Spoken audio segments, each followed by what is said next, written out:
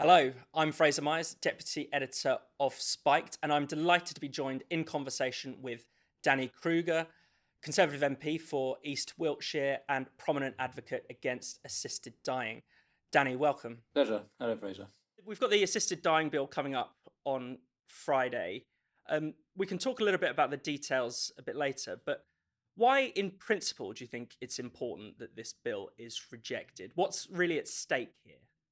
Well, thanks. Yes, I mean there are a whole series of practical objections to the bill, which we should get into. And I think for most colleagues, those are going to be the significant ones because you might accept in principle the case for a change in the law, and there are many, I think, very decent reasons why people might think that. But I do object to the bill on more general grounds as well. I think that it's impossible to phrase a law like this that won't have mission creep, the expansion of its scope inherent in it. And even if it doesn't expand much, the changes that it will bring about in our society, I think, are pretty significant because once you've decided that some people would be better off dead, and we can all imagine circumstances in which we could think that of somebody or of ourselves. Nevertheless, for the state to create a class of people who it's prepared uh, to give an assisted death to, trying to use language that isn't too inflammatory, but you know what I'm talking about, um, then that changes the whole relationship between the the ill, the frail, the elderly, and doctors. And I think it introduces into our culture a very dangerous idea. So, uh, in leaving aside the inherent mission creep of the bill, leaving aside the direct threat that I think it poses to people who are vulnerable, particularly disabled people, but people who are lonely or potentially subject to coercion by others, or those who just feel that they're a burden, and the best thing for their families and for the healthcare system to be would be for them to die.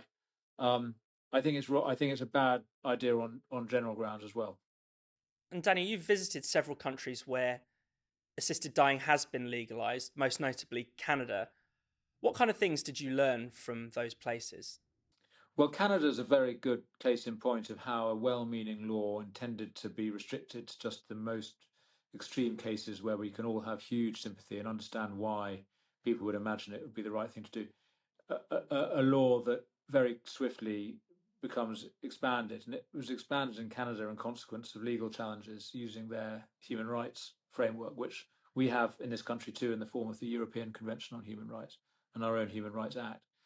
So I think Canada is a very appropriate comparison with the UK, and it obviously has a very similar political culture, uh, similar arrangements for healthcare and palliative care. So I think we should look at Canada with great concern about what a assisted dying law would do, because there in Canada you have many cases of people being offered an assisted death without having suggested it themselves, people being offered this when really what they needed was just care. I mean, not even palliative care, but just care to live well. So people with serious disabilities not being able to get the social care package or the adjustments to their home that they wanted in order to live well, but being offered this cheaper option of an assisted death and taking it.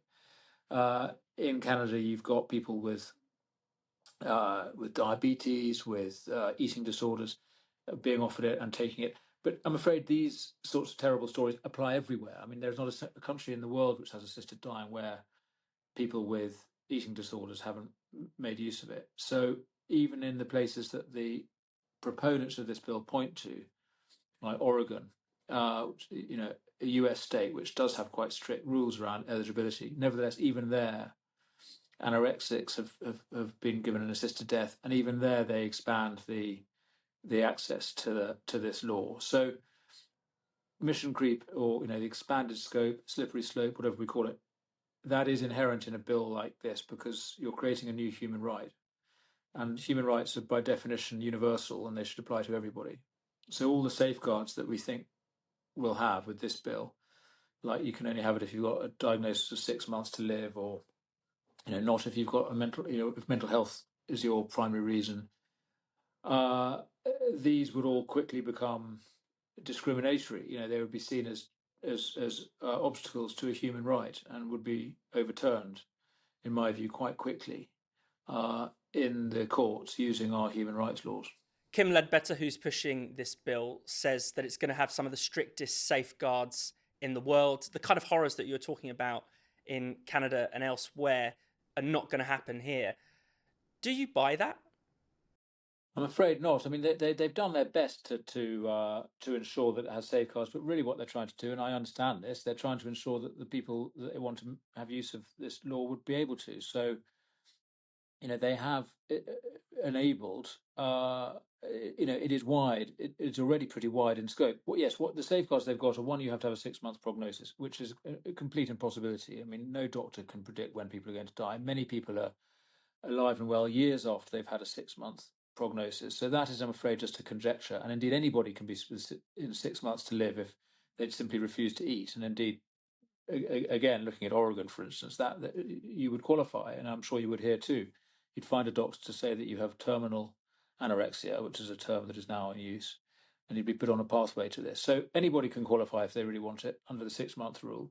And then you've got to get 2 doctors to agree. Well, that's easily done. You shop around until you find them. If one doctor doesn't want to give you sign the paper, well, they are obliged to find someone who will. I mean, literally, they are obliged to refer you to somebody who approves of this process.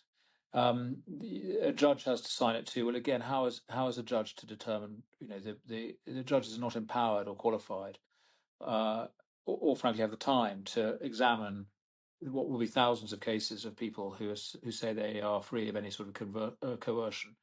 This is an impossible task to give a judge. So inevitably, they will either spend months trying to answer an impossible question, or they'll just rubber stamp the application.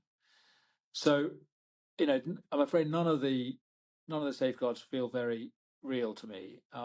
They're just bits of bureaucracy that have been created to give the impression that this is anything other than a sort of death on demand law, which the people behind it don't. Well, they say they don't want that to be the case. I'm sure Kim Ledbetter doesn't, but in practice, that's what I fear we'll get. And finally, do you think this bill can be defeated on Friday?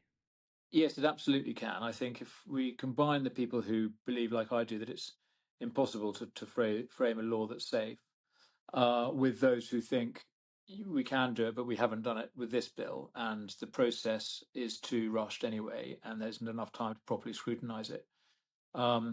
If they all come together, then we win. I am worried that people are buying this argument that we can just support. People who support the principle should vote yes, and then it goes into committee, and at that point it can be amended. I mean, I'm afraid in practical fact, it won't be amended, or not very much, in committee. The committee will be packed with supporters of the bill. That's how it works, and there won't be time for proper scrutiny and amendments when it comes back to the House. So it is now or never. I mean, if you're not happy with this bill, you need to vote against it on Friday. That's the message I'm trying to get across to colleagues. Even if you think it's possible to frame a better one down the line, well, let's have a look. They should try that. But this bill is dangerous, and if it passes, then pretty much that bill will become law. And I think people who have concerns about that should vote no on Friday. Danny Kruger, thank you very much. Great.